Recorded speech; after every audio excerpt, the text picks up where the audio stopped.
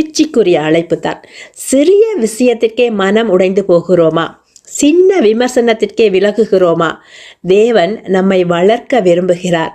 பிள்ளைத்தனமான குழந்தைத்தனமான விசுவாசம் இல்லை, பொறுப்பான விசுவாசம் வேண்டும். திடன் கொள்ளுங்கள் அப்படி என்றால் ஒரு நாள் தீவிரமாக இருப்பது, ஒரு நாள் சோம்பேறித்தனமாக இருப்பது. இப்படி இருந்தால் ஆன்மீக பலம் வராது. திடமாக இருங்கள், அதாவது ஜெபத்தில் திடமாக இருங்கள், வேதத்தில் திடமாக இருங்கள், உண்மையில் திடமாக இருங்கள்.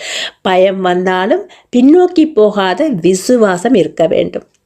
இங்கே மிகவும் முக்கியமான வார்த்தை, உங்கள் காரியங்கள் எல்லாம் அன்போடே செய்யப்பட கடவது.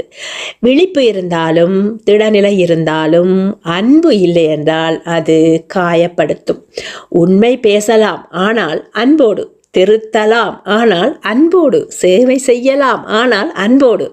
அன்பில்லாத கிறிஸ்தவம் கடினம். அன்புள்ள